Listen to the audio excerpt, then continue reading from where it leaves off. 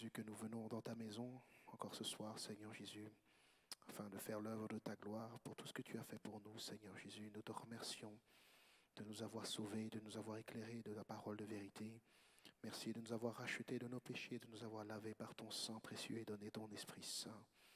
Oh Seigneur, nous sommes là pour faire ta volonté. Alors conduis-nous dans ta parole ce soir. Conduis-nous dans les Écritures, Seigneur Jésus. Éclaire-nous, Seigneur Jésus, par ta lumière divine. Alléluia. Que tout notre être entier, Seigneur, soit dans la lumière. Alléluia.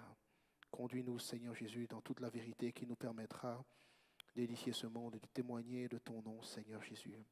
Éveille notre esprit, notre attention, notre compréhension, Seigneur Jésus. Approfondis, Seigneur Jésus, notre connaissance, Seigneur. Édifie-nous, bâtis-nous, Seigneur, aiguise notre épée, Seigneur, nous te prions au nom de Jésus-Christ, que nous soyons la lumière de ce monde et le sel de la terre, Seigneur.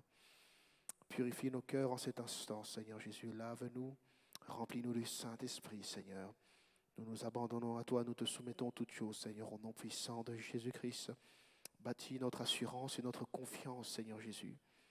Alléluia. Nous savons que tu nous précèdes et que tu as préparé le chemin, Seigneur, et que la moisson est prête à être récoltée. Et nous voulons croire tes promesses, ta parole, Seigneur Jésus, pour ces temps de la fin, qu'il y a une grande moisson, Seigneur, qui attend.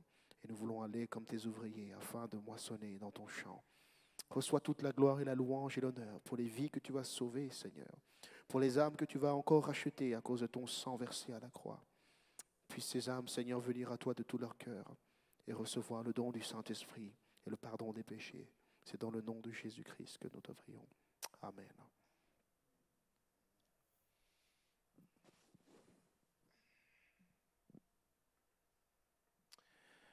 Voilà, et donc je vais finir avec les prophéties ce soir. Il y a deux catégories que je devais mentionner. Ce sont les prophéties concernant les signes particuliers qui concernent la nation d'Israël et aussi, de manière plus générale, les signes des temps de la fin. D'accord ? Ce sont des prophéties qui sont utiles, très utiles lorsque vous parlez du Seigneur pour toucher les cœurs et éveiller les esprits quant à la véracité de la parole de Dieu. Donc en ce qui concerne les signes qui devaient s'accomplir dans Israël, il y a des écritures qui parlent de cela et je ne vais pas toutes les citer parce que des fois il y a des choses assez compliquées, des choses historiques qu'il faut peut-être connaître, mais ce qui est intéressant c'est de savoir ce dont a parlé le Seigneur lorsqu'il disait qu'il ne resterait pas pierre sur pierre qui ne soit renversée en parlant du temple de Jérusalem, dans Matthieu chapitre 24.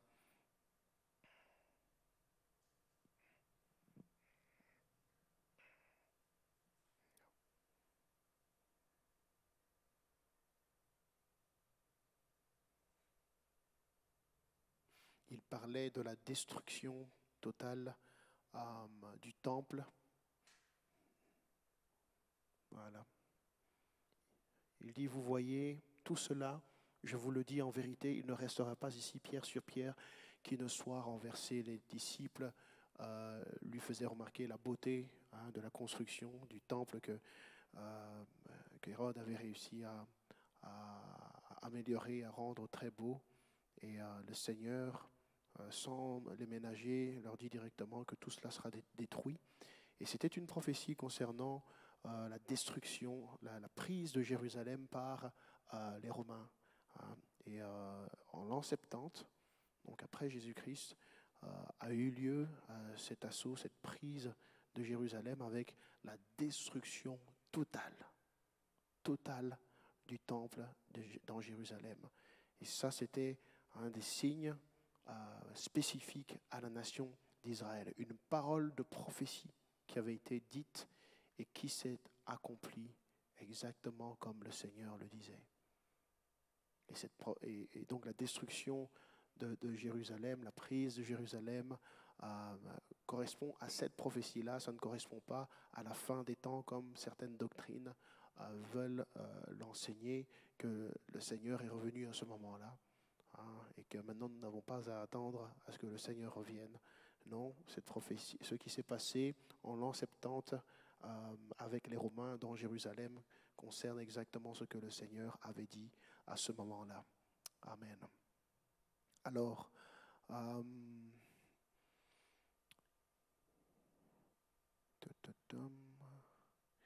il y a des prophéties qui concernaient également la dispersion d'Israël, de la nation d'Israël, qu'elle ne serait plus une nation, mais qu'elle serait dispersée, que tous les habitants d'Israël seraient dispersés dans les quatre coins du monde, et que c'est à cause justement de leur rejet de la parole de Dieu, et notamment du Messie, que ce jugement est tombé sur eux. Ils sont tournés vers les idoles, ils ont abandonné la voie de Dieu, et cette parole avait été dite longtemps d'avance, et nous savons que les Juifs ont effectivement été pris en captivité.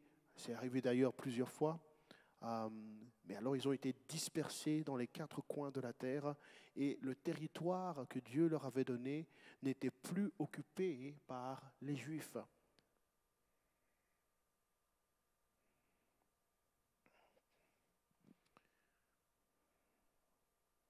Je vais prendre Ésaïe chapitre 5, versets 13 à 14, si je ne me trompe pas.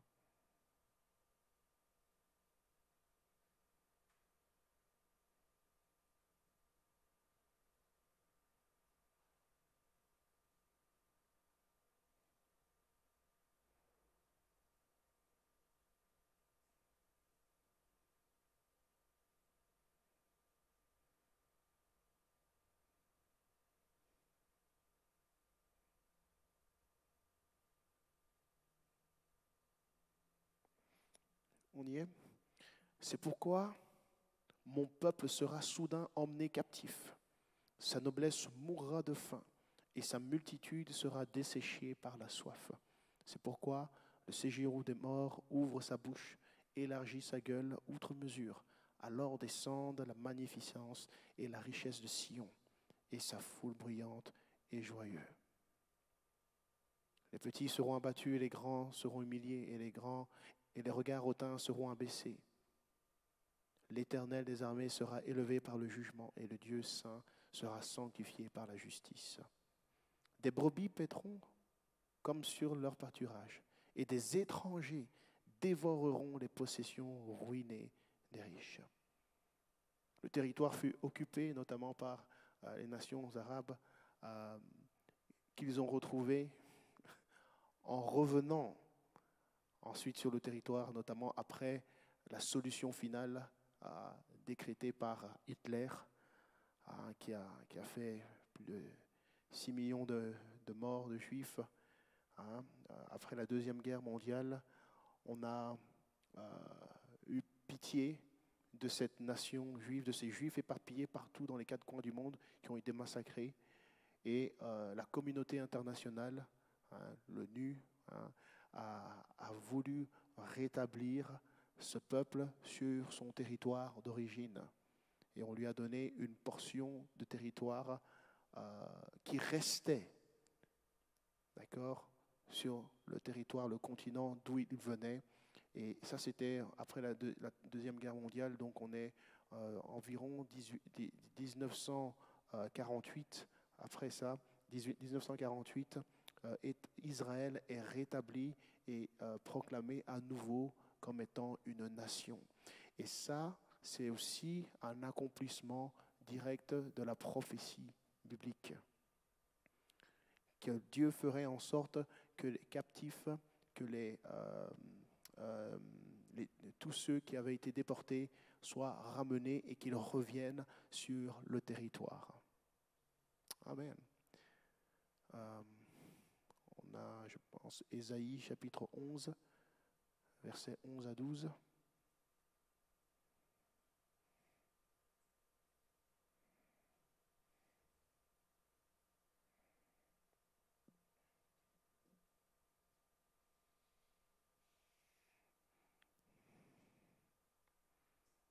Et la raison pour laquelle Dieu a permis cela, c'est parce qu'il se souvient d'une promesse, de la promesse qu'il a faite notamment à David, disant qu'il lui conserverait toujours un héritier sur son trône en Israël. Hein.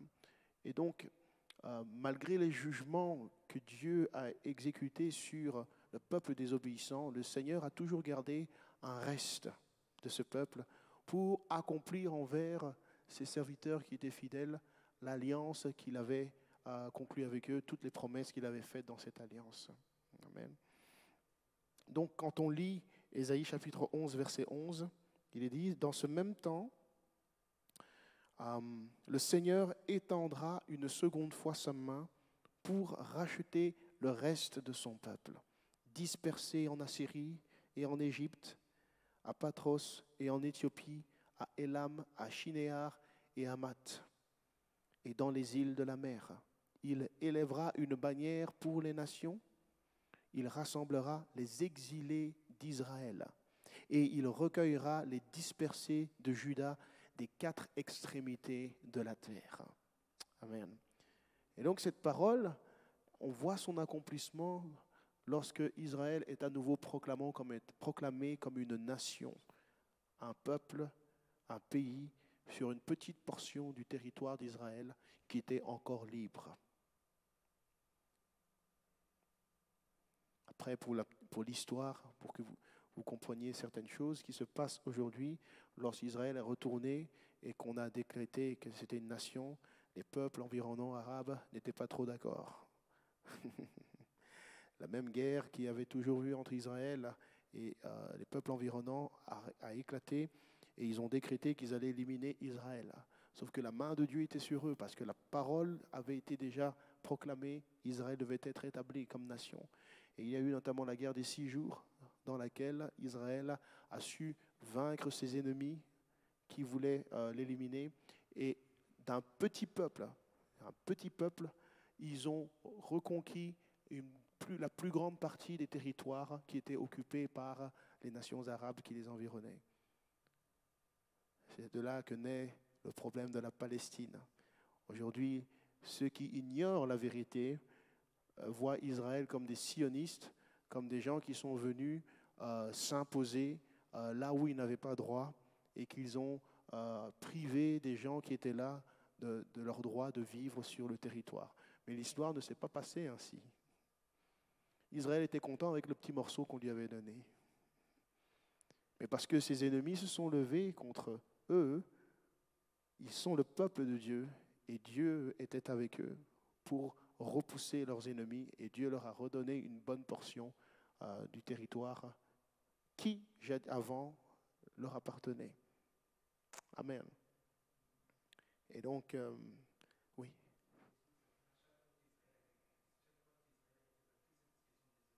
Tout à fait. Tout à fait. L'Écriture est consistante à ce sujet. Toujours la même chose. Parce que Dieu promet la victoire à son peuple. Il est le Seigneur qui combat pour son peuple et qui leur accorde la victoire. Il dit, tout lieu où foulera la plante de votre pied, je vous le donnerai. Si, à Josué, il dit, si donc tu ne t'éloignes pas de ces commandements que je te donne, hein, tu t'en détournes pas ni à gauche ni à droite, tu réussiras dans tout ce que tu entreprendras. Et un des passages que j'ai partagé est une bonne illustration avec Akan plutôt, qui va trahir l'alliance. Comment il trahit l'alliance? Tout simplement parce qu'il fait ce que Dieu dit de ne pas faire lorsqu'ils auront conquis le territoire. Au lieu de laisser les objets dévoués par interdit au Seigneur, il les prend pour lui et par convoitise et tout ça. Et donc il rompt l'alliance et il attire la colère de Dieu. Il est infidèle au contrat qu'il y a entre Dieu et son peuple. D'accord? Et donc Dieu se retire. Et quand Dieu se retire, ils sont à la merci de leurs ennemis. Voilà. Et donc ici, à cause de l'alliance que Dieu a avec David, avec Abraham, Dieu est avec eux et il les rétablit sur ce pays. Et le reste, c'est l'histoire. Hein. Mais tout cela est un accomplissement des prophéties.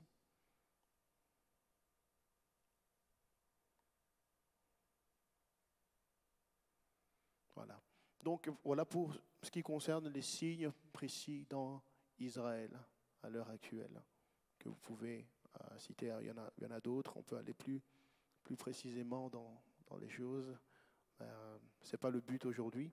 D'accord? Retenez ces quelques points et vous-même, hein, intéressez-vous et allez chercher à creuser un peu plus pour comprendre un peu la situation d'Israël par rapport aux nations environnantes, mais aussi par rapport au monde. Si vous voulez comprendre les temps de la fin, Israël est une bonne horloge au niveau des prophéties. Tout ce qui se passe avec Israël indique où on est par rapport aux prophéties bibliques et l'accomplissement des temps de la fin. Amen. Alors, en ce qui concerne de manière globale maintenant la catégorie des signes des temps de la fin, la parole de Dieu a dit longtemps d'avance beaucoup de choses qui sont en train de s'accomplir. J'aime toujours donner 4 catégories pour bien se souvenir. Il y a 4 catégories de domaines qu'on peut regarder. On peut regarder dans la nature, tout ce qui est nature, climat. On peut regarder dans le domaine social, ce qui concerne les relations humaines, familiales. On peut regarder au niveau de l'Église, la foi, les dirigeants, les faux prophètes, c'est ça, donc l'Église. Et alors, la 4e catégorie, c'est au niveau des royaumes de la terre. Voilà.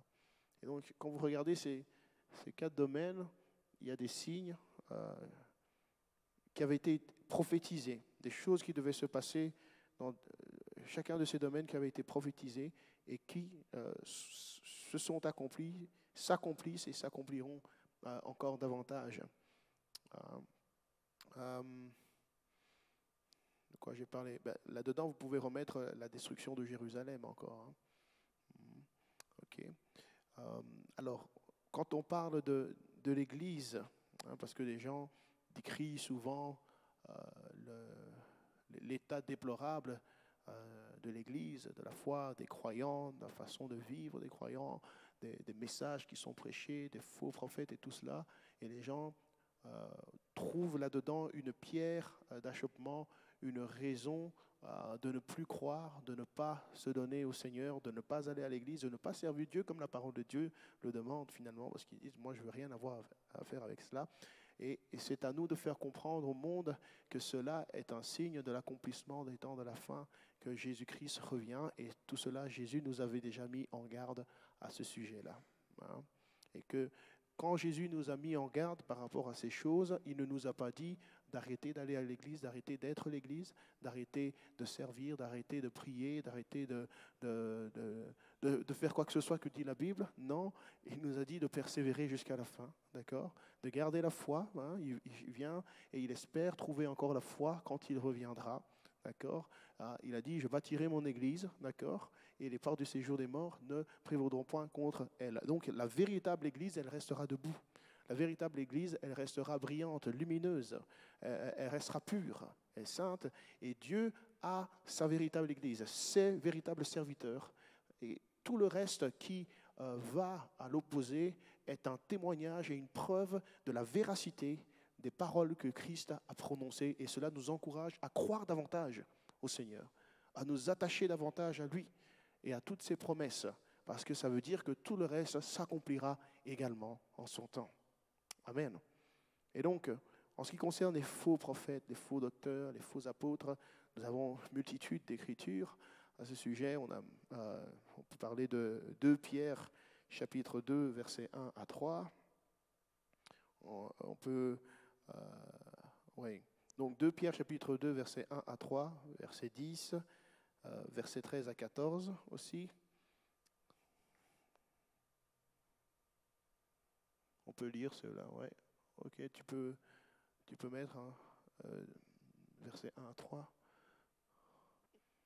Voilà. Il y a eu parmi le peuple de faux prophètes et il y aura de même parmi vous de faux docteurs. Voilà. Donc, il y a eu et il y aura encore. Hein? Qui introduiront des sectes pernicieuses et qui, reniant le maître qui les a rachetés, attireront sur eux une ruine soudaine. Donc, il faut bien faire comprendre que toutes ces fausses églises, tous ces faux prophètes sont en train d'attirer sur eux une ruine qui sera soudaine. Le piège se refermera sur eux. Plusieurs les suivront dans leur dissolution. Plusieurs. Et la voix de la vérité sera calomniée à cause d'eux, justement. Hein? On est en train, justement, de mal parler de l'évangile de Christ à cause de ce qui se fait actuellement par les faux serviteurs de Dieu. Par cupidité, hein, l'amour de l'argent, l'avidité de gain, ils trafiqueront de vous. Ils utilisent les gens, ils utilisent le peuple, ils les manipulent de plusieurs façons pour gagner de l'argent aux dépens du peuple, hein, au moyen de paroles trompeuses. Oh, qu'ils sont doués, ils savent parler. Ce sont des gens éloquents, ils savent utiliser les Écritures pour cela, et des visions et des révélations. Hein, des paroles trompeuses, eux que menace depuis longtemps la condamnation et dont la ruine ne sommeille point. Amen. Donc, on a le verset 10 qui dit ça, verset 13 et 14 aussi. Ensuite, vous prenez 1 Timothée chapitre 4, versets 1 à 11, et vous avez Paul qui est encore en train de mettre en garde Timothée à ce sujet-là. Il y aura des temps difficiles. Hein?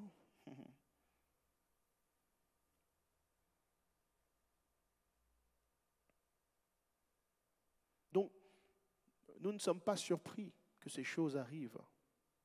Nous ne disons pas, mais pourquoi il y a tout cela? Si cela n'arrivait pas, le Seigneur aurait dit des mensonges alors. La parole de Dieu ne serait pas vraie, puisqu'elle dit que ces choses arriveront, mais nous regardons en disant, oh non, il n'y a pas tout ça. Ça rendrait la parole de Dieu fausse. Mais puisque la parole de Dieu le déclare et que cela est en train de se produire, bien longtemps après, nous savons que la parole de Dieu est vraie. Amen. Prophétie accomplie. Ce sont des signes. Également dans Matthieu chapitre 7, verset 15, vous avez des paroles à ce sujet.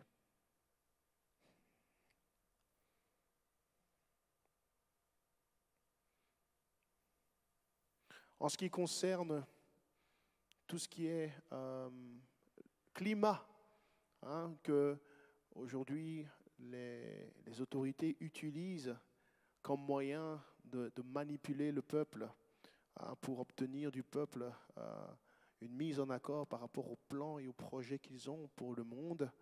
Il faut comprendre que le soi-disant réchauffement climatique, etc., qui sont la faute de l'homme et que l'homme doit changer sa façon de vivre sur la planète pour sauver la planète, tout cela est un jugement divin qui a été prononcé depuis bien longtemps. Il faut comprendre, d'accord, que la destruction de la terre, elle est programmée. Et rien de ce que le monde fera, hein, on peut manger, on peut faire bio, on peut faire éco, on peut faire tout ce qu'on veut, cela ne va pas sauver la terre. Hein, éliminer le plastique, hein, utiliser des énergies renouvelables, tout ce que du développement durable, etc., etc. Hein, l'autre fois, j'ai rigolé. Une fois, j'ai été acheter au super restaurant Thaï, là, à Thaï Café. Eh ben, ils n'aiment pas donner tout ce qui est plastique et compagnie. Ils vous donnent des récipients si vous emportez qui sont réutilisables. Vous donnez une caution, vous lavez, vous ramenez et on vous remet la caution. Et la raison, c'est que c'est pour sauver la planète. Hein. Alors j'ai rigolé quand la personne qui me servait me disait ça. J'ai dit, bon, il n'avait pas l'air d'y croire trop non plus, mais voilà, c'était le discours qu'il devait donner. J'ai dit, bon, sauver la planète. Ok. Ouais. Les êtres humains veulent sauver la planète alors qu'ils ne sont pas capables de se sauver eux-mêmes. À commencer par se sauver nous-mêmes, non? Alors il a rigolé, il a dit, ouais, c'est vrai. Mais bon, cela pour dire que c'est de l'utopie. Mais on y a ajouté un si grand discours, on l'utilise de manière tellement sacrée presque. Hein. C'est devenu sacré. Il y a des gens, pour eux, c'est une religion. Hein. Les défenseurs de l'écologie, c'est quelque chose. Hein. Vous êtes presque une mauvaise personne si vous n'utilisez pas bientôt la voiture électrique. Il dit attention, hein, attention, les pollueurs là. Hein. Ce qu'on ne vous dit pas, c'est que pour produire l'électricité, bon, ça c'est la manipulation. Qu'est-ce que j'essaye de dire ici?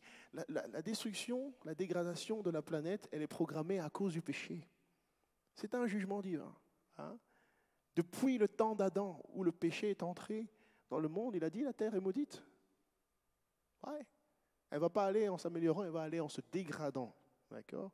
Et les paroles ont été dites à ce sujet, hein, et qu'il y aura un moment une ère de crainte et de terreur en ce qui concerne le climat, comment les choses vont aller.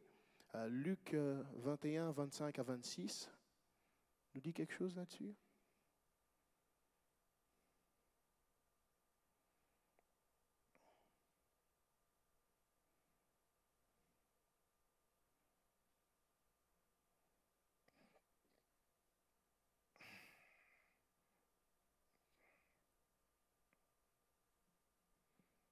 Il y aura des signes dans le soleil, dans la lune et dans les étoiles. Donc, ce sont les marqueurs de temps. Ça. Si vous vous souvenez, Dieu a créé ces planètes pour marquer le temps. Il y aura des signes. Et sur la terre, il y aura de l'angoisse chez les nations qui ne sauront que faire au bruit des mers et des flots. Les hommes rendant l'âme de terreur dans l'attente de ce qui surviendra pour la terre, car les puissances des cieux seront ébranlées. Excuse-moi? À partir du verset 25.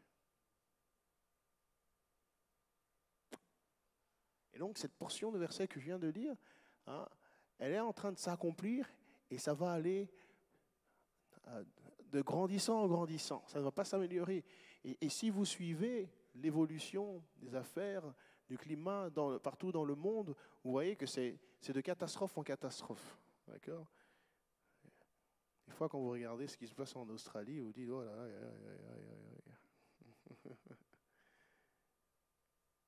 Et ceux qui savent bien, c'est que ces choses ne sont jamais arrivées auparavant.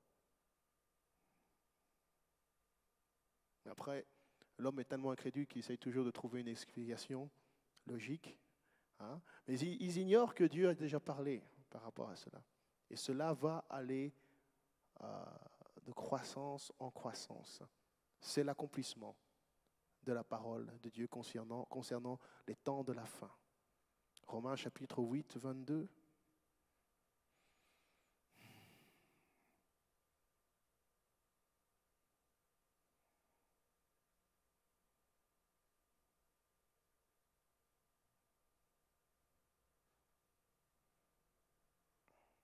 Or, nous savons que jusqu'à ce jour, la création tout entière soupire et souffre les douleurs de l'enfantement.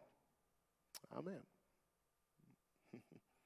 Là, il est spécifiquement question de la création, pas de nous, mais la création. Donc, la création est assujettie. Si on lit les versets précédent, à partir du 19, il dit aussi « La création attend-elle avec un ardent désir la révélation des fils de Dieu, car la création a été soumise à la vanité, non de son gré, mais à cause de celui qui l'y a soumise, avec l'espérance qu'elle sera aussi affranchie de la servitude de la corruption, pour avoir part à la liberté de la gloire des enfants de Dieu. » Ouais. Donc effectivement, il y a quelque chose qui ne va pas avec la création, avec la nature, tous les processus naturels, etc., etc. Il y a quelque chose qui ne va pas. Mais la parole nous dit pourquoi. Amen. Et c'est une rébellion en soi de la part de l'homme d'essayer de s'opposer à ce que Dieu a décrété va se produire. Voilà.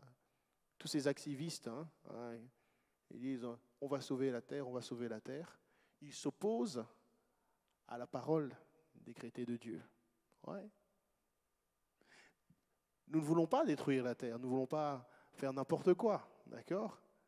Mais ça ne sert à rien non plus de se mettre en mouvement pour essayer de sauver une planète que Dieu a décidé qu'il allait détruire. Au contraire, nous devons voir en cela le signe de la véracité de la parole de Dieu et comprendre qu'il est vraiment indispensable que nous nous repentions et que nous nous tournions vers Christ pour être sauvés. Parce que tout ce qu'il a dit, il va l'accomplir. Et il sauvera aussi le pécheur qui se repent. Amen. Alléluia. Il y a aussi dans Matthieu chapitre 24, Matthieu chapitre 24, c'est vraiment une série de versets concernant beaucoup de signes des temps de la fin. Matthieu chapitre 24, versets 6 à 7, nous donne cette portion de révélation en ce qui concerne le climat, les prophéties du climat.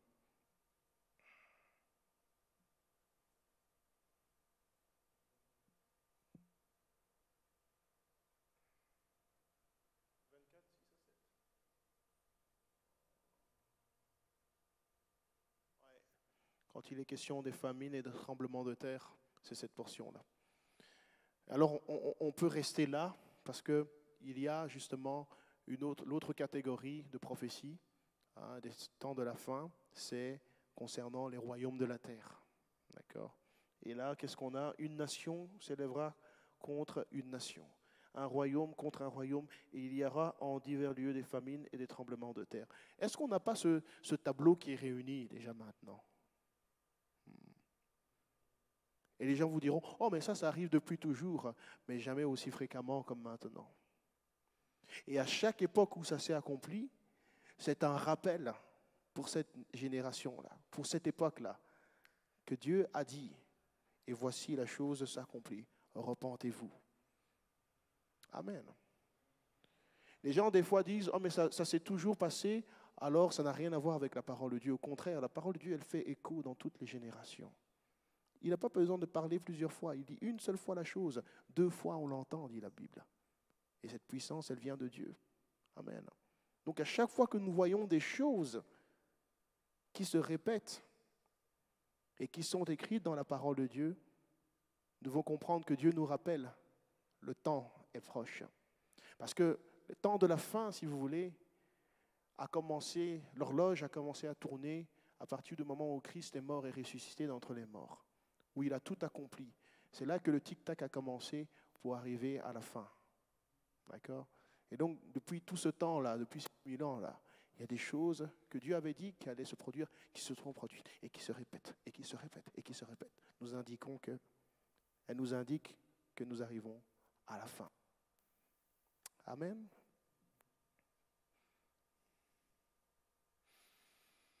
Il y a des choses un peu plus pointilleuses, je ne vais pas aller dedans.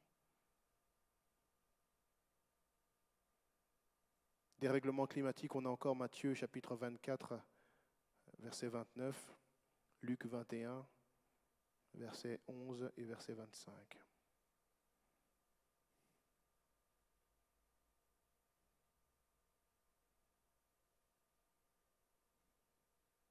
Épidémie, famine, on a vu. Alors, maintenant au niveau de la société. Il y a une décadence, une véritable décadence morale. Ça, je crois que n'importe qui vous le dira.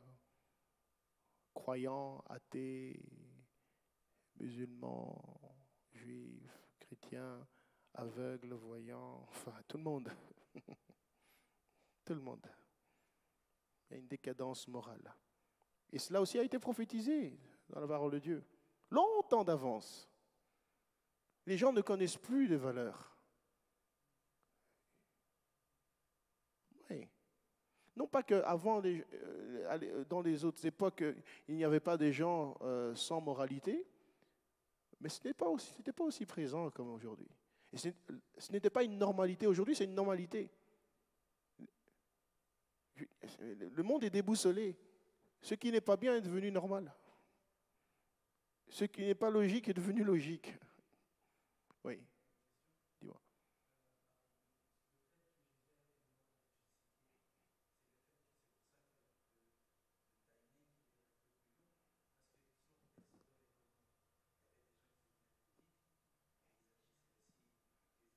Mhm, mhm. Ah, il a détruit, oui. Ouais. Directement, je ne dirais pas. Le mot directement Voilà. Tu n'as pas d'indication de temps, mais le Seigneur dit que maintenant son péché est arrivé à son comble d'une manière, il dit ça quelque chose de cette manière-là. Voilà, son paroxysme, c'est arrivé, voilà, au top. Le cri contre Sodome est arrivé à un niveau où il ne peut plus tolérer.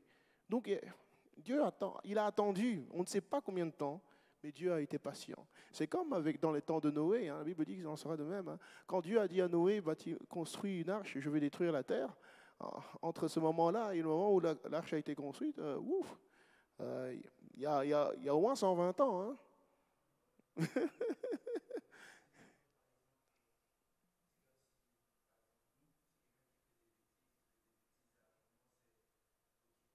Oui, c'est ça, il y a un temps de grâce, il y a une fenêtre de repentance qui est là, qui est disponible. Dieu sait de quoi on est fait et il nous donne ce temps-là hein, pour revenir à lui de tout notre cœur.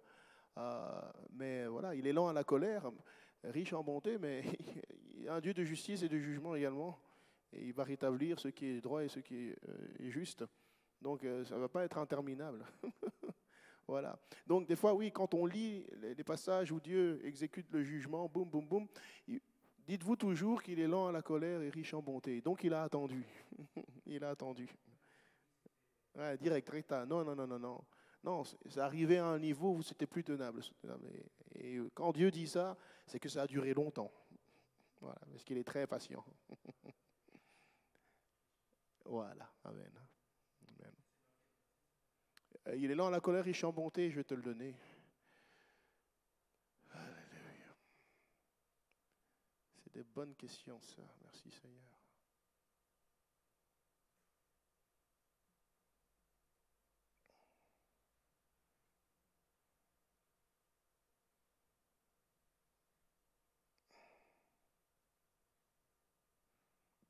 Alors, on est dans le nombre, ou bien le psaume, oui. Psaume 103, 8, et le nombre, et nombre aussi 14, 18. L'Éternel est miséricordieux et compatissant, lent à la colère et riche en bonté. Et nombre 14, 18 dit comme ça, l'Éternel est lent à la colère et riche en bonté, il pardonne l'iniquité et la rébellion, mais il ne tient point le coupable pour innocent. Et il punit l'iniquité des pères sur les enfants jusqu'à la 3e et 4e génération. Donc, il ne faut pas le pousser. Hein. Voilà. Et c'est ce message que l'Église aujourd'hui peine à prêcher aussi, a du mal à prêcher, ne veut pas prêcher, que les faux prophètes ont étouffé pour distribuer des bonbons de grâce et de bénédiction et de bénédiction. Oh, t'inquiète pas. Hein? Là où le péché a abondé, la grâce a surabondé. Donc pour que la grâce abonde, il faut le péché, c'est pas grave. Continuez comme ça. Ils oublient de dire qu'il n'y a pas de péché en Dieu. Donc quand l'heure va sonner, il va regarder. Quand il y a le péché, c'est le feu du jugement qui va venir sur tout ce qui est péché.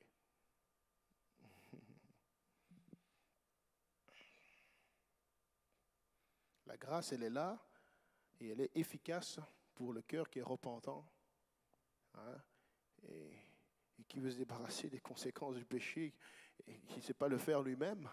Il se tourne vers Dieu hein, et demande à Dieu son intervention. Et Dieu lui fait grâce par le sang de Jésus-Christ. Il lui donne le Saint-Esprit. Amen. C'est une alliance nouvelle qu'il fait avec lui et il efface son passé. Et il lui dit, je t'accorde une autre chance. Marche dans ma volonté.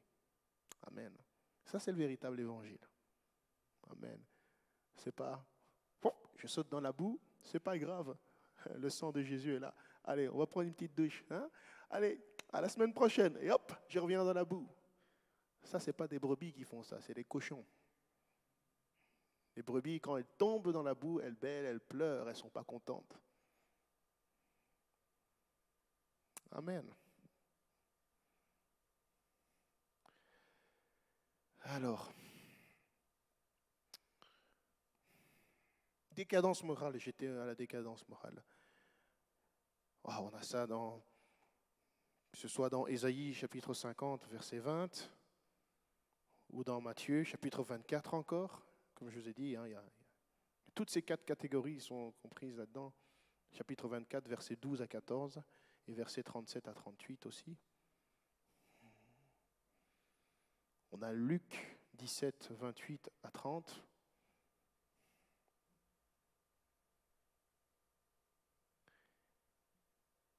Et on a 2 Timothée, chapitre 3, versets 1 à 5. Lisons un peu 2 Timothée, chapitre 3, versets 1 à 5.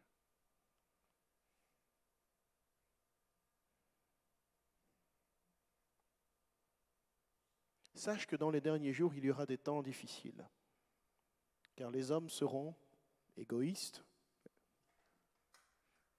amis de l'argent, fanfarons, hautains, blasphémateurs, rebelles à leurs parents, ingrats et irreligieux, insensibles, déloyaux, calomniateurs, intempérants, cruels, ennemis des gens de bien. Et plus on avance, et plus ça se prononce. Et encore une fois, il ne faut pas être croyant pour cela. Les non-croyants sont stupéfaits de la méchanceté de l'homme aujourd'hui. Mais c'est une promesse, une prophétie accomplie qui annonce le retour du Seigneur et la fin des temps. Amen. Et cela nous appelle encore une fois à la repentance. Il est parlé également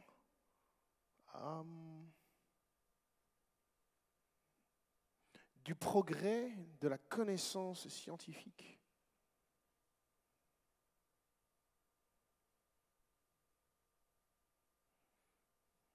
Romains chapitre 1.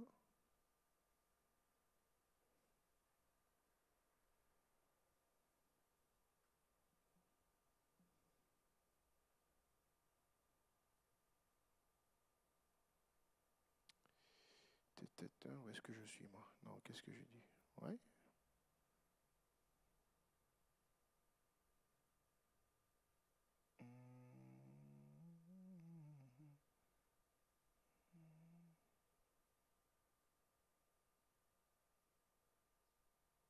Non, c'est pas le bon chapitre.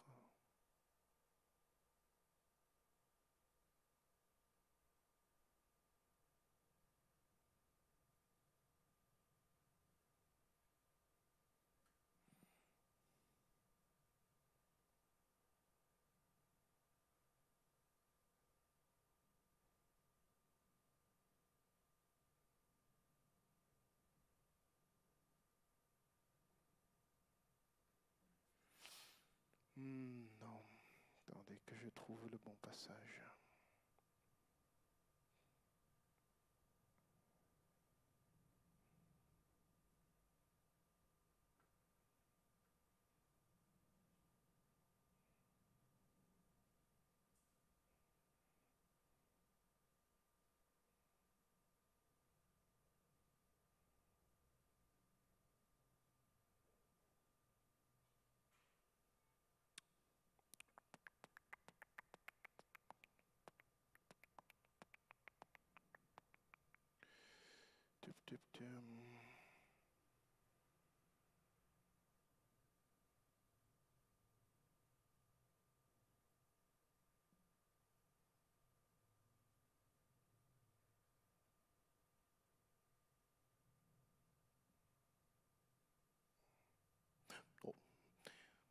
Je reviendrai avec ce verset après.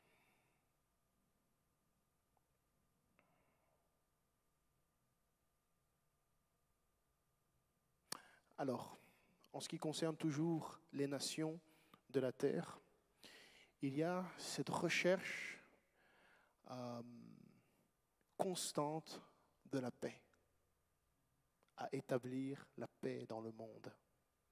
On n'entend que ça, d'accord? Et ça, c'est une parole prononcée par le Seigneur. Longtemps d'avance, ils chercheront à avoir la paix et ils déclareront à un moment donné avoir la paix et la sécurité. Si vous allez voir la charte de l'ONU aujourd'hui, vous lisez leur charte, leur objectif principal, c'est ça. C'est d'établir la paix et la sécurité parmi toutes les nations. N'est-ce pas merveilleux?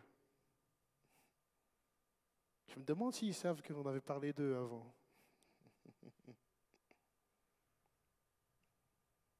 Et Dieu dit dans 1 Thessaloniciens, chapitre 5, verset 3, parce que toutes les rencontres internationales qui se font aujourd'hui, la communauté internationale et compagnie, tout ce qu'ils sont en train de mijoter, c'est, soi-disant, dans un but d'atteindre cet objectif de paix et de sûreté partout dans le monde. Les mesures qui sont prises, les mesures de surveillance, de suivi, de je ne sais quoi, même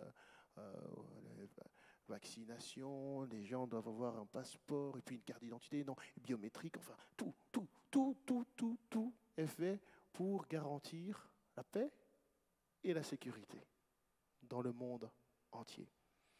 Et la Bible dit que quand les hommes diront paix et sûreté ou sécurité, alors une ruine soudaine les surprendra comme les douleurs de l'enfantement surprennent la femme enceinte et ils n'échapperont pas.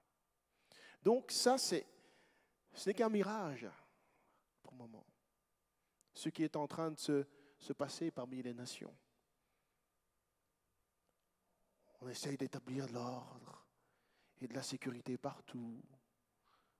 Attention au blanchiment d'argent, attention aux terroristes, attention à ceci et cela. Et on veut protéger tout le monde, on veut assurer vraiment tout le monde, que tout le monde se sente en sécurité dans le monde. C'est bien, d'accord? Mais ils veulent le faire sans Dieu. Ils ne veulent pas de Dieu dans ce monde-là. Les valeurs divines sont piétinées, bafouées, rejetées. On fait la promotion plutôt de valeurs anti-divines. Le nom de Dieu ne doit apparaître nulle part. C'est l'homme, l'homme et encore l'homme. Le 666. Quand ils arriveront à se faire croire et à faire croire au monde qu'ils ont atteint cet objectif-là, le Seigneur dit il y a un revers de médaille qui attend. Et donc ils vont y arriver. Dans une première étape. Ne vous étonnez pas. Parce que les gens disent le monde est en catastrophe, il n'y a plus rien qui va, l'économie ne va pas, le climat ne va pas, la société ne va pas, les gouvernements, il n'y a rien qui va. On a besoin d'une solution. Et tout le monde essaye de trouver une solution, d'apporter une solution. Les hommes politiques, les hommes pouvoir d'influence, etc., les hommes riches. Aujourd'hui, c'est Forum économique mondial qui veut redéfinir le monde. D'accord, et chacun a une solution à apporter au monde, un monde de demain meilleur que celui d'aujourd'hui.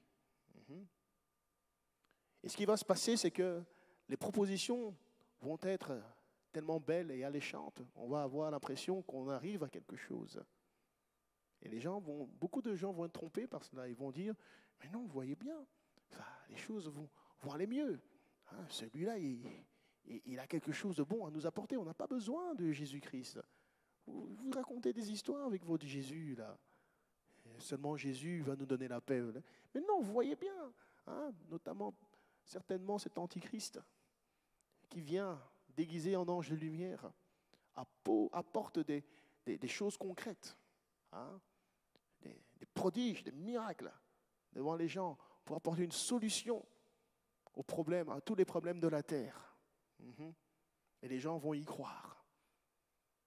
Mais il faut faire comprendre aux gens que cela n'est pas destiné à demeurer comme tel. Parce que la parole de Dieu a déjà parlé là-dessus. Que oui, les gouvernements de la terre arriveront à cette étape de proclamer paix et sûreté sur la terre. Mais ce sera juste avant que la ruine les surprenne tous. Parce que la bouche de Dieu a parlé. Et si toutes les autres prophéties se sont accomplies, celle-là aussi, elle s'accomplira. Donc il ne faut pas se laisser tromper par ce qu'on voit aujourd'hui, ce qu'on entend, les prouesses qui se font. Il faut comprendre qu'il y a un revers de la médaille qui attend tous ceux et celles qui mettent leur espoir là-dedans. Parce que seul Jésus-Christ est le prince de la paix. Amen. Et c'est dans son royaume qu'il y aura droiture, justice et équité. Amen. Ésaïe 9,6, vous pouvez regarder ça. Admirable conseiller, Dieu puissant, prince de la paix.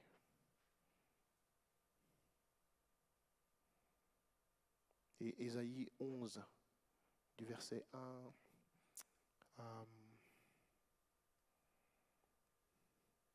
il est question du Christ, en fait, dans cette prophétie-là aussi. Ésaïe chapitre 11, il dit « Un rameau poussera du tronc sur le tronc d'Isaïe ». Isaïe, c'est le père de David. David à qui Dieu a fait la promesse de donner un successeur dont le règne ne passera pas. Il parlait du Christ. D'accord ? Et donc quand il dit il poussera sur le tronc d'Isaïe un rejeton qui naîtra de ses racines, il parle de la postérité de David, le Christ. Okay ? Et il portera du fruit. L'Esprit de l'Éternel reposera sur lui. Et cet esprit lui donnera le discernement, la sagesse, le conseil, la force. Il lui donnera de connaître l'Éternel et s'attacher à lui. Je suis dans la version Summer, c'est pour ça que c'est un peu différent peut-être là. Son plaisir sera d'obéir à l'Éternel. Il ne jugera pas d'après les apparences. Il n'arbitrera pas d'après des ouï-dire, mais il jugera le pauvre avec justice. Et il arbitrera selon le droit en faveur des malheureux du pays. Il frappera la terre de sa parole comme avec un bâton. Le souffle de sa bouche abattra le méchant. Il aura la justice pour ceinture et à ses reins. Il aura la justice pour ceinture à ses reins et la fidélité pour ceinture à ses hanches. Amen. Et donc, c'est seulement le Christ, Jésus, qui est né de la postérité de David, comme on l'avait vu l'autre fois. Amen. Accomplit les prophéties à son sujet. C'est lui qui est destiné à revenir et établir un royaume. Amen. Dont les fondements sont sûrs et solides et véritables et justes et droits et équitables. Alléluia. Amen. Aucun politicien de ce monde ne peut nous donner parce que tous sont péchés et sont privés de la gloire de Dieu. Amen.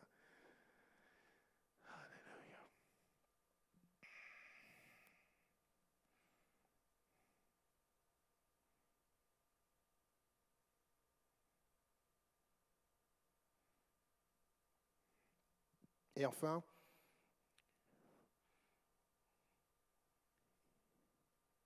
il est question dans la parole de Dieu aussi de la mise en place d'un gouvernement mondial, le nouvel ordre mondial.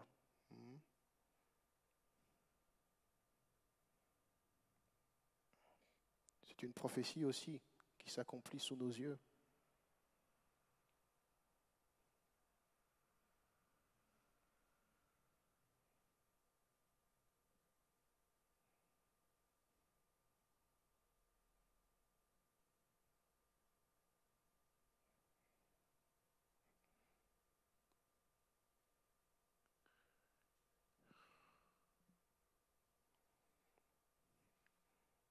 Dans Apocalypse chapitre 13, ça c'est le chapitre le plus parlant. Chapitre 13.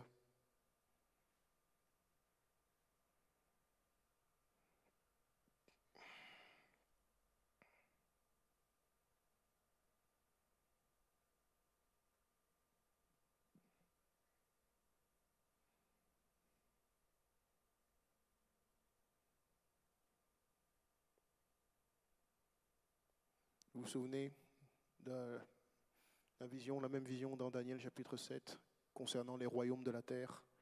Hein, l'ours, le lion, le léopard, l'aigle qui se sépare du lion. Et puis la quatrième bête qui est horrible. Il ne décrit pas, mais nous avons la description ici dans l'Apocalypse 13, qui est une fusion du lion, de l'ours, du léopard. Amen. La Bible parle de cela. Il se tint sur le sable de la mer. Puis je vis monter de la mer une bête qui avait 10 cornes et 7 têtes, et sur ces cornes 10 diadèmes, et sur ses têtes des noms de blasphème. La bête que je vis était semblable à un léopard. Ses pieds étaient comme ceux d'un ours et sa gueule comme celui d'un lion. Le dragon lui donna sa puissance et son trône et une grande autorité. Okay? Et je vis l'une de ses têtes comme blessée à mort.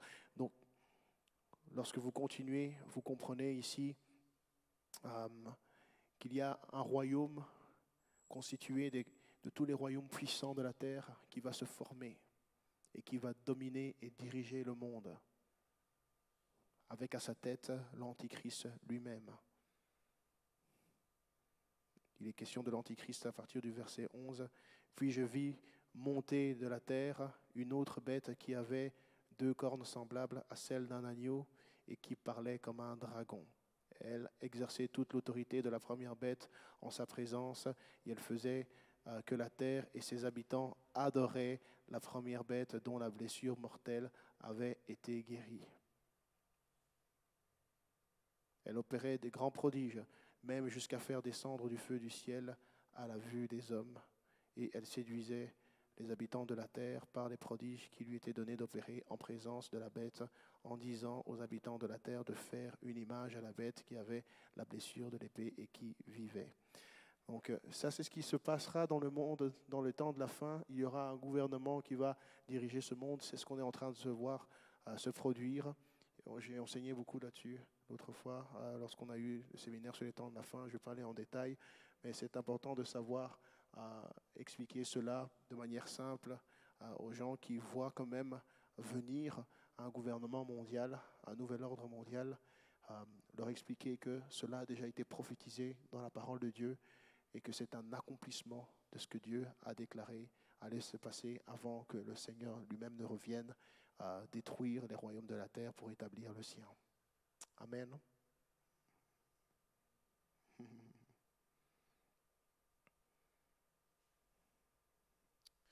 Ok. Est-ce que vous avez des questions sur tout ce qu'on a vu ici?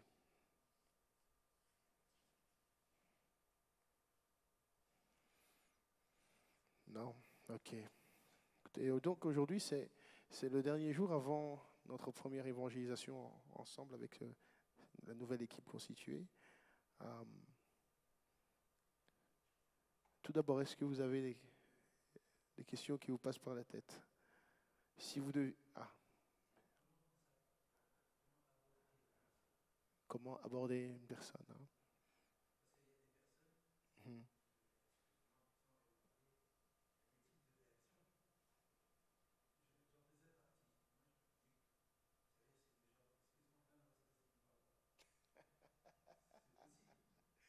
Tout à fait, tout à fait.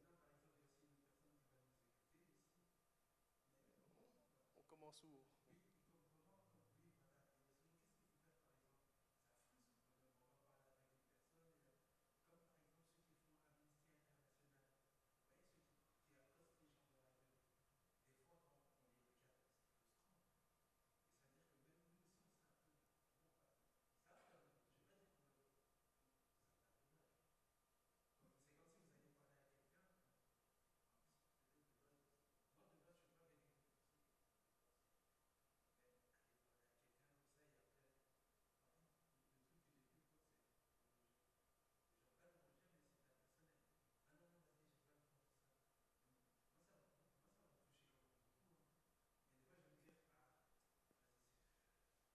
Alors, quelqu'un a des réponses pour lui?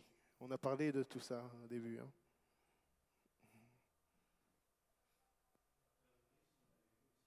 Tu peux venir ici, frère Hazard, c'est bon, c'est fini. Oui.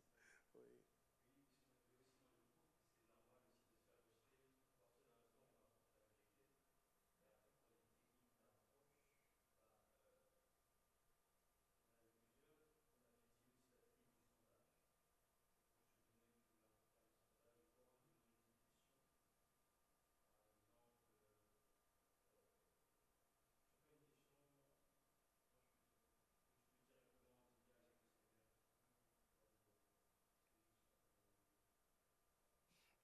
Donc, dans quel état d'esprit... Ah, tu voulais dire quelque chose?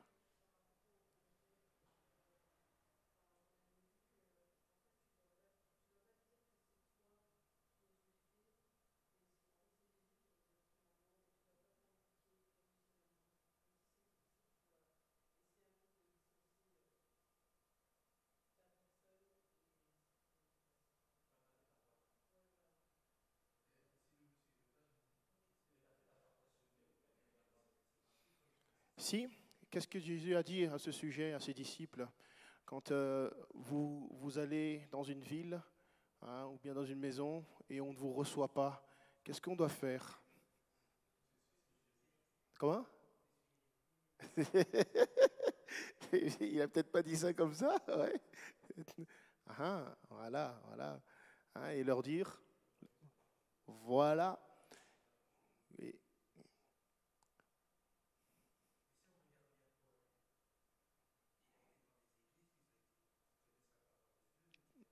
dans des synagogues, d'accord, ce sont des extensions du temple juif, si tu veux, des endroits où les juifs se rassemblaient. Donc c'était des gens dans le judaïsme qui étaient au courant de la loi de Moïse, des prophètes, des psaumes, et qui attendaient le Messie, d'accord.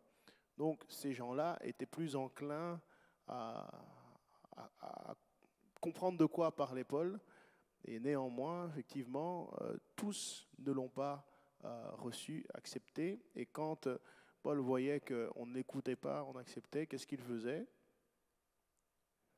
Ciao les gars! Il s'occupait que des gens qui recevaient et écoutaient le message qu'il avait à apporter. C'est quelque chose que nous devons apprendre à faire.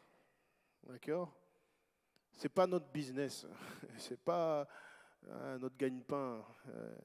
Je dois faire ça parce que sinon, je ne sais pas, je ne vais pas toucher ou quoi que ce soit. Ou bien mon honneur, etc., etc. Non. C'est le travail que le Seigneur nous a confié. C'est comme un livreur, il reçoit le paquet et il doit aller le livrer. Maintenant, tu arrives, tu veux livrer, la personne ne veut pas son paquet, tu vas te disputer avec elle? Tu vas être offensé? Ben non, moi je retourne le paquet à celui qui l'a envoyé. C'est aussi simple que ça. Il faut comprendre notre position dans cette œuvre-là. Il ne s'agit pas de nous, il s'agit de Jésus-Christ. Nous sommes des ambassadeurs du royaume de Dieu, des représentants du royaume de Dieu. D'accord? Maintenant, c'est vrai que ça nous implique, nous, nos sentiments, notre intelligence, nos émotions et tout cela. Et donc, les gens nous attaquent, nous, directement. Mais c'est à nous de savoir d'où nous venons pour comprendre que ce n'est pas à nous, en fait, qu'ils en ont après. Oui, c'est après celui qui nous a envoyés. Ces mêmes gens, ils n'auraient pas de problème avec toi si tu ne parlais pas de Christ. Ils vont te la toper, ouais, mon pote, mon ami, et tout ce que tu veux. Mais dès que tu commences à parler de Christ, ça devient un problème. Donc ce n'est pas avec toi qu'ils ont un problème, c'est avec l'Esprit de Christ. Qu'est-ce qui est gênant? Oui, parce que l'esprit de ce monde est l'esprit de l'Antichrist qui dirige les pensées de la plupart des gens de ce monde. Les gens qui n'ont pas Christ en eux, l'esprit de Christ, sont dirigés et gouvernés par l'esprit de l'Antichrist. À des degrés différents, à des niveaux différents, les gens cherchent, hein, mais quelque part, l'ennemi a réussi à contrôler leur façon de penser, de réfléchir. D'accord? Et donc, dès qu'ils entendent parler de Jésus, de l'Église et autres, il y a cette facette du mensonge de l'ennemi qui apparaît dans leur esprit et qui les pousse à rejeter la vérité. D'accord? Alors, dans tous les cas, on ne va pas, abandonner directement. Je veux dire, dès que la personne ne te fait pas un sourire et n'est pas gentil avec toi, tu abandonnes. Non, des fois, il y a des murailles qu'on peut faire tomber. On a parlé de ces murailles-là, hein, les 10 murailles de l'évangélisation.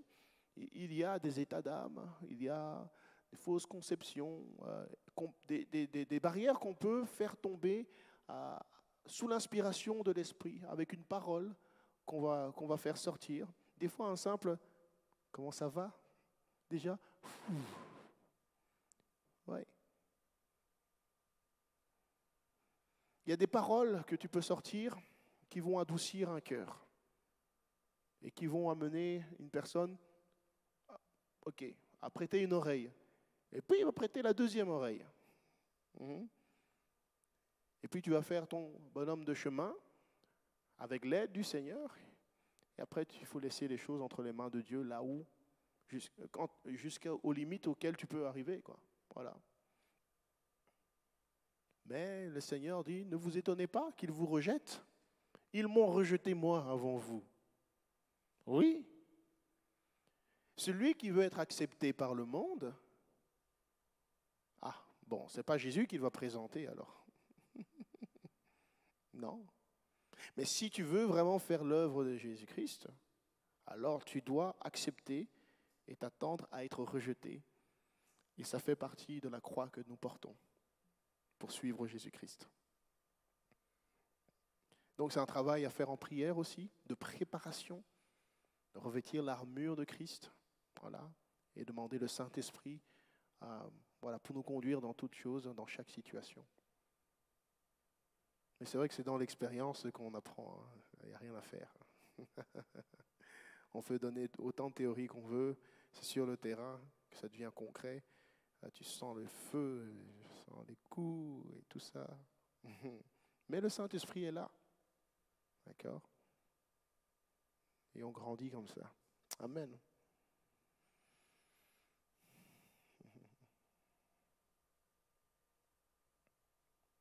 Donc, quel est le message que nous voulons apporter au monde? C'est ça qu'il faut se poser. C'est quoi notre message? Pardon? Ok, dis-moi, c'est quoi la bonne nouvelle?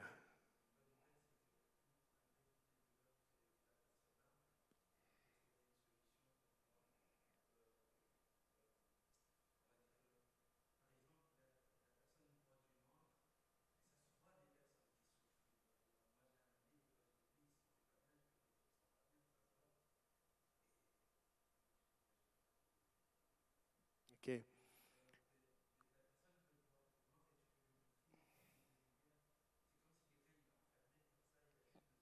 Ok. Alors, qui peut l'aider ici? Comment on va apporter la lumière? Parce que c'est quoi le message? Ok, c'est très important. Insiste bien sur ce mot-là. Répète un peu. La bonne nouvelle du royaume. C'est quoi la bonne nouvelle du royaume? Mhm.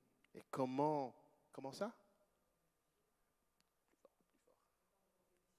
Ok. Et pourquoi le pardon des péchés? D'accord.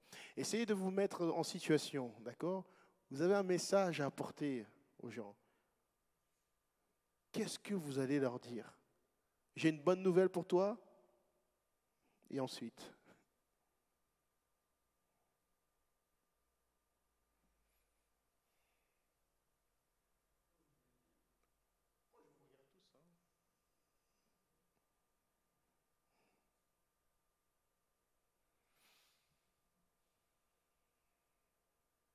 Donc ici, on est en train de revoir, là, on est en révision.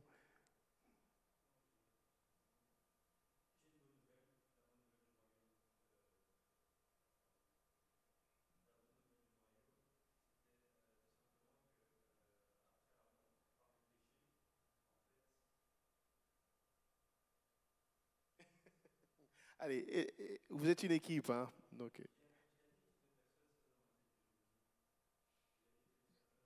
donne-nous un exemple. Voilà. Donc là, ici, vous êtes en train de rendre compte de tout ce que vous avez appris. Donc, explique si tu as quelque chose de précis en tête. Hein. Comment est-ce que quel message? C'est quoi le message? Il y a un message. C'est quoi le message? Peu importe. Peu importe, c'est quoi le message? OK?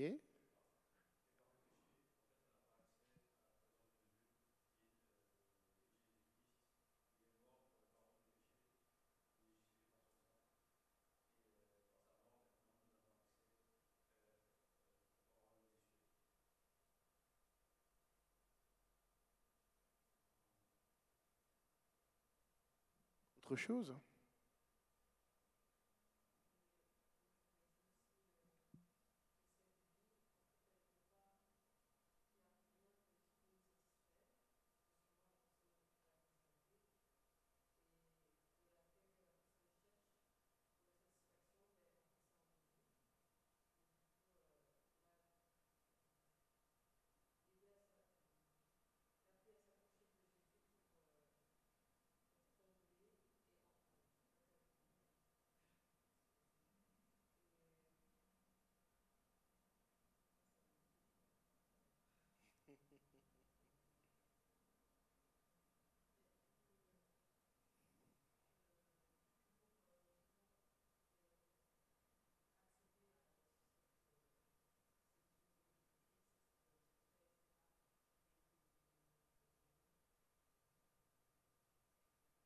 Est-ce que tout le monde a envie d'accepter Jésus-Christ?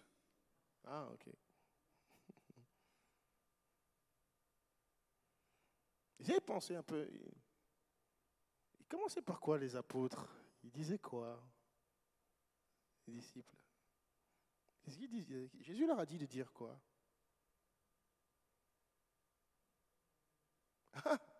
Vous n'avez pas envie de commencer avec ça, hein?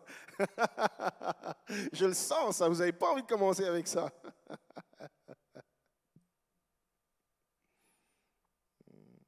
Donc, le fait n'est pas de commencer en disant « vous devez vous repentir », d'accord? Mais il y a une conscientisation qui doit avoir lieu en ce qui concerne le péché de l'homme. Parce que le péché de l'homme va l'amener à la mort, qui est l'enfer. Écoutez, si vous voulez donner un message qui sort du lot et qui impacte les gens, il ne faut pas essayer de tourner autour du pot et ne pas heurter les gens. Les gens ont besoin d'être heurtés avec la vérité. D'accord? Donc, il y a une manière de dire les choses, mais la prise de conscience première doit être: il y a un problème, c'est le péché. Le péché va vous mener à la mort, qui est l'enfer. Ça, c'est une première prise de conscience. Peu importe comment vous l'apportez, vous devez avoir pour objectif, premièrement, de faire prendre conscience au monde. Amen. Rappelez-vous, s'il n'y a pas de prise de conscience du péché, il n'y a pas de désir de repentance et il n'y a pas de conversion réelle. Peu importe ce par quoi passe la personne, et je le conçois, hein, les gens voient du noir, ils sont dans la tristesse, au fond du gouffre, tout ce qu'on veut. La question du péché en est la racine. Vous vous souvenez de l'évangile de la grâce? Le problème de l'homme qui ne vit pas les plans, les promesses de Dieu, c'est le péché qui le sépare de Dieu. Donc notre message, oui, c'est le royaume de Dieu, mais pour rentrer dans le royaume de Dieu, il faut se repentir. Jésus dit, repentez-vous, car le royaume des cieux est proche. Non? Quand il envoyait ses apôtres, il disait, mais dites-leur, repentez-vous, prêchez la repentance et le royaume de Dieu. On ne doit pas chercher de midi à 14h. Oui, ce sont des questions sérieuses, ce sont des sujets sérieux que le monde a besoin d'entendre et qu'il n'entend plus aujourd'hui. On philosophe sur beaucoup de choses. On apporte des angles de vue, hein, pour essayer de relativiser un peu, pour aider les gens un peu à oublier leurs problèmes. Mais le monde a besoin de plus que ça. Le monde a besoin d'être réconcilié à Dieu. Lorsque vous insistez sur la question du péché, vous ne devez pas plus insister dessus que la solution du péché. Le problème du péché est là, mais il y a la bonne nouvelle, c'est que la solution nous a été donnée et c'est Jésus-Christ qui en est la solution.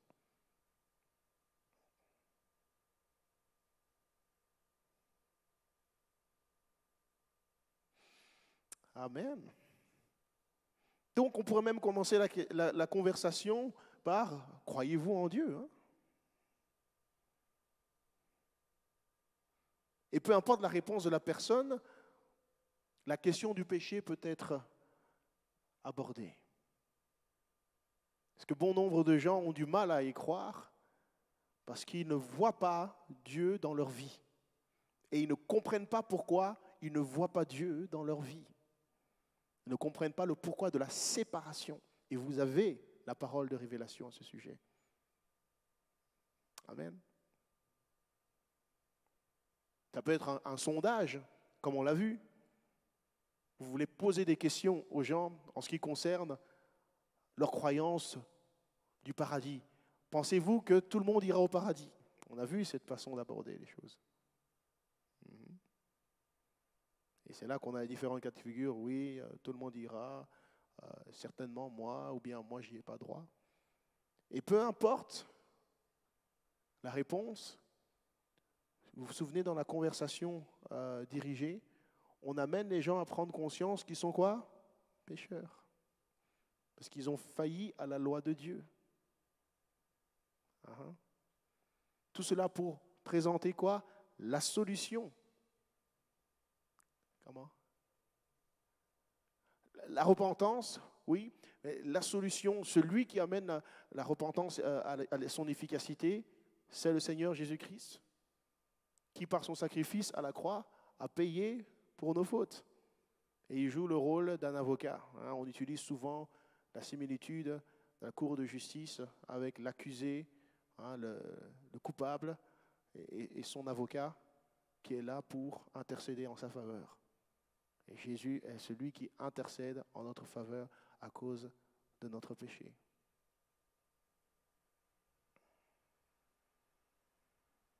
Donc ne nous perdons pas. Le message est simple. Repentez-vous, car le royaume des cieux est proche. Et vous avez peut-être l'impression, mais c'est peut-être trop hautain de s'approcher des gens comme ça en leur parlant du problème du péché et qu'ils doivent se repentir pour être sauvés, etc. Mais qui leur dira? Vous savez que c'est l'essentiel du message. Qui leur dira? À quel moment vous allez leur dire? Après les avoir bien caressés? T'inquiète pas, ça va aller. Je veux encourager les gens, mais Jésus est venu pour plus qu'encourager. Il est venu pour sauver. Et le péché est ce qui nous amène à la perdition. Amen. Alléluia. Alléluia. Donc, ayez toujours dans votre tête, le message de l'évangéliste, c'est la repentance, le pardon des péchés, le salut en Jésus-Christ. Vous devez vous repentir. Vous devez naître de nouveau en Jésus-Christ pour être sauvé. Car le salaire du péché, c'est la mort, mais le don gratuit de Dieu, c'est la vie éternelle en Jésus-Christ. Ça doit être votre fil conducteur dans toute conversation que vous avez. Peu importe comment vous abordez une personne. Moi, je vous dis, ne vous inquiétez pas de comment vous allez aborder une personne. Inquiétez-vous de là où vous allez l'emmener.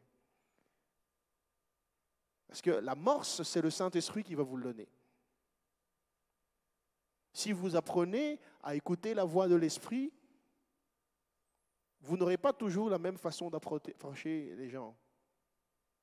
Une fois ce sera ainsi, une fois ce sera autrement.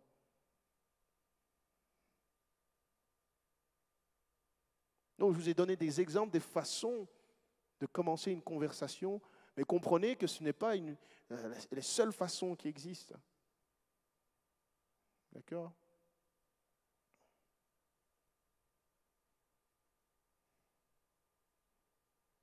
Bonjour, vous vous présentez. Donc, on est dans une situation, on est dehors. Bonjour, vous vous présentez.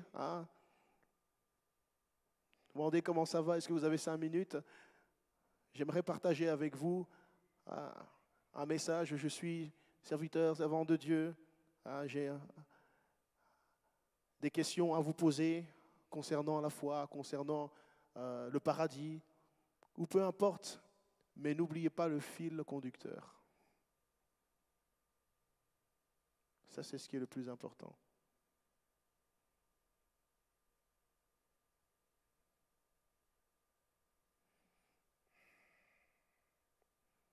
Qui peut me rappeler la présentation de l'évangile de la grâce? Les différents points.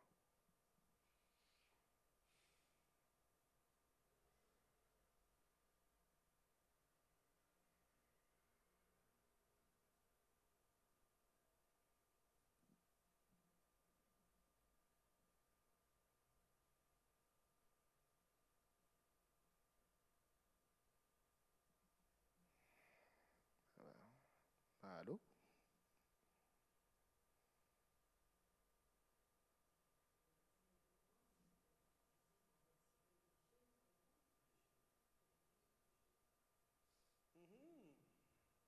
Avant ça,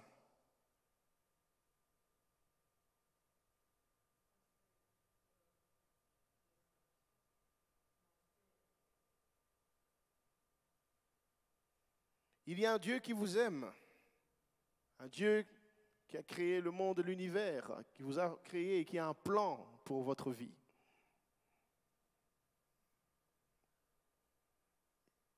Il a un plan pour l'humanité, des plans de bonheur, non de malheur. Il y a un avenir et de l'espérance pour vous. Oui. Mais, voilà, qu'est-ce qu'il y a par rapport au péché? Pourquoi justement on passe à la deuxième étape en parlant du péché? Est-ce que tu peux développer? Non, développer un peu, développer un peu. En quelques mots, en quelques mots. Vous pouvez développer, certainement. Hein? Dieu a un plan d'amour, mais vous savez que dans l'esprit des gens, il est où ce plan d'amour? Comment ça se fait que je ne le vis pas? Hein? Moi, je vois que du noir ici. Réponse, nous a séparés. C'est ce qui nous empêche de vivre le plan d'amour pour Dieu. Pourquoi? Parce que Dieu est saint. Hein? OK? Et nous avons tous péché et sommes privés de la gloire de Dieu. D'accord? Mais Dieu ne désire pas que nous souffrions de cette manière-là. C'est pourquoi il a fait quoi? Il a dites encore mieux que cela, comme ça vous aidez à la compréhension de l'unicité de Dieu.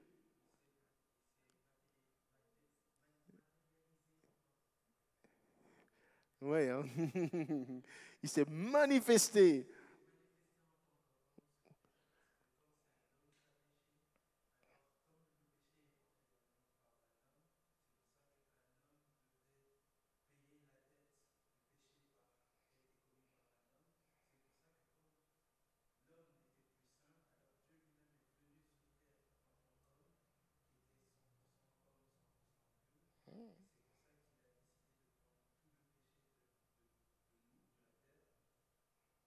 Comment?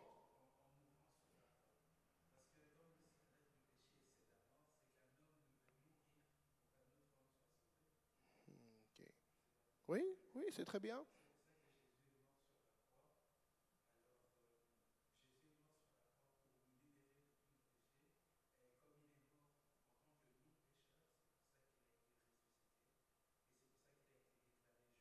OK.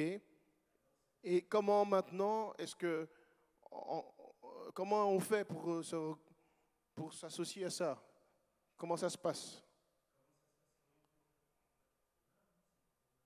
Oui, oui, d'accord. Jésus est mort à la croix, OK. Ensuite, qu'est-ce qui se passe? Oui, oui, oui, oui, d'accord. Maintenant, je suis sauvé comment? Il faut croire dans ton cœur.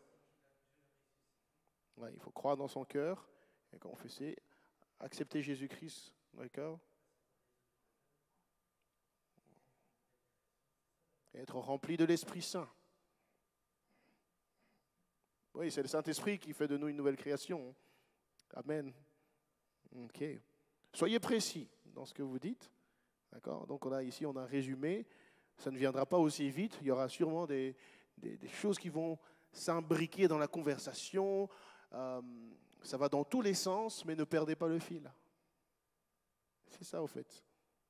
Apprenez à toujours revenir à ce fil qui amène à la proposition d'accepter Jésus-Christ comme Seigneur et Sauveur. Quand cette personne prend conscience qu'elle a le péché qui le sépare, qui la sépare de Dieu.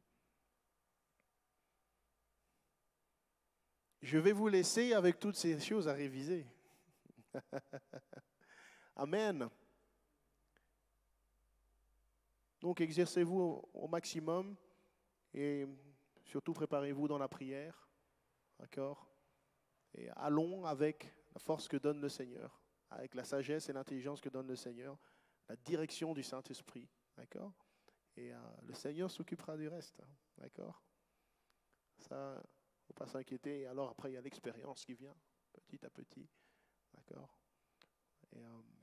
Et voilà. Amen. Donc généralement, quand on fait ça, on est toujours à deux.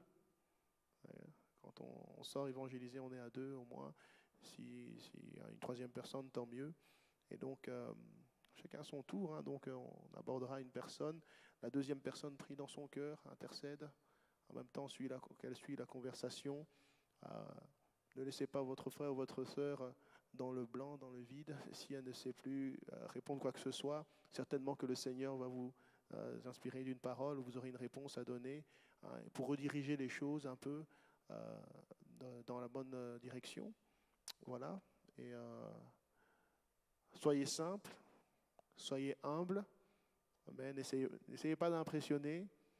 Vous pouvez ne pas savoir aussi. Soyez honnête. D'accord? Montrez que vous êtes humain et surtout que vous êtes imprégné de l'amour de Dieu et que Jésus-Christ vous a changé. Vous avez un témoignage à donner à un moment opportun dans la conversation. Quand une personne a besoin maintenant de s'associer, de comprendre, s'identifier plus à votre histoire pour comprendre quelque chose, c'est le moment de donner votre témoignage. Et utilisez les dons de l'Esprit. Le Saint-Esprit est en vous avec tous les dons que Dieu donne. D'accord?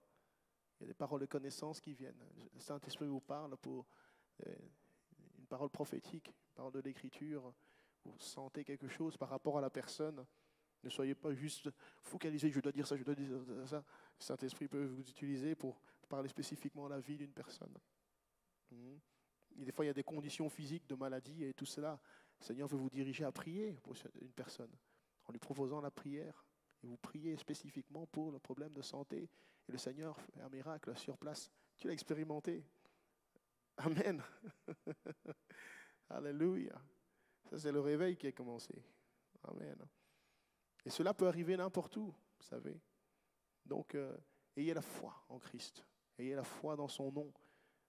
Que cela est possible, pas parce que vous êtes bien préparé, que vous avez une grande connaissance, mais parce que l'Esprit du Seigneur est là, il est réel, il est vivant. Il intervient lorsqu'on invoque son nom, lorsqu'on proclame son nom sur quoi que ce soit. Amen. Alléluia. Et pour le reste, soyez des intercesseurs. Soyez des hommes et des femmes de prière.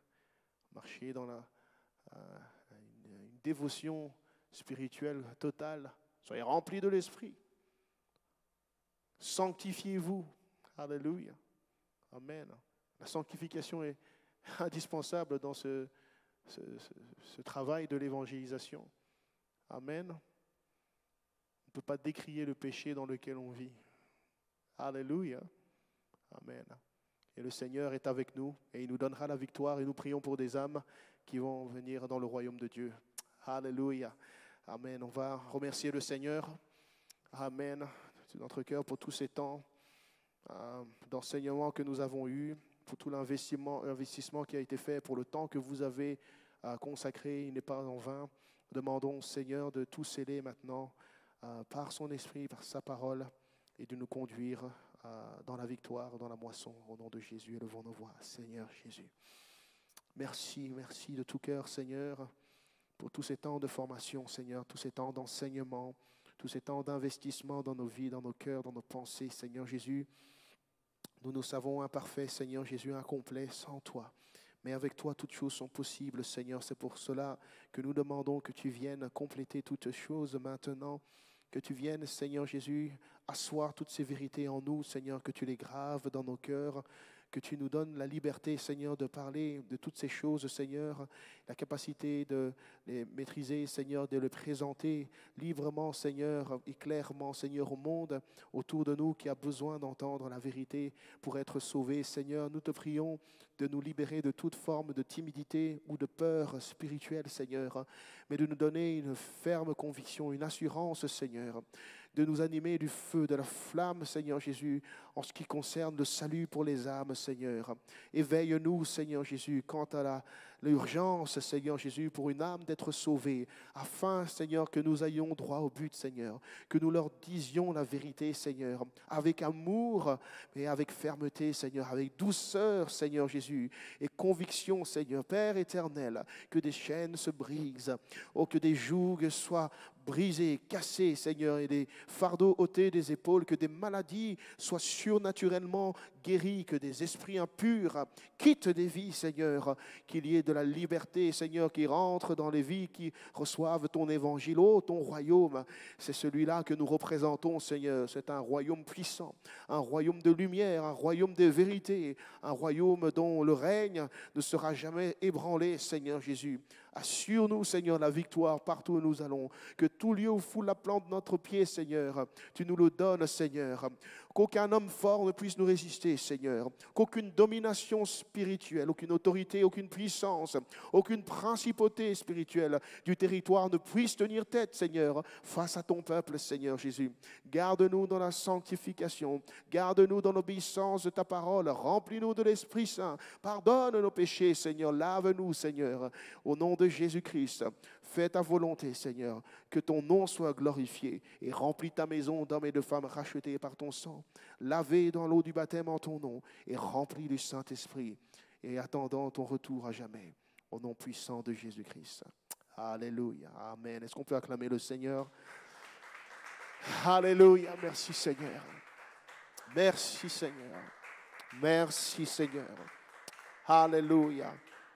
Alléluia, alléluia, amen, amen. Et nous, donc, généralement, avant l'évangélisation, on se rencontre ici un quart d'heure avant, on prie, d'accord. On se prépare dans la prière et ensuite on va sur le territoire et ensuite on revient ensemble et on prie à nouveau, on remet tout entre les mains du Seigneur. C'est comme ça que l'on fonctionne. Et alors je ferai d'autres sessions comme ceci pour parler de ce que nous avons expérimenté sur le territoire et voir voilà, dans quoi le Seigneur nous dirige dans la suite. Amen. Que Dieu vous bénisse. Alléluia. Amen. Donc la prochaine évangélisation, la première, sera samedi prochain. Amen.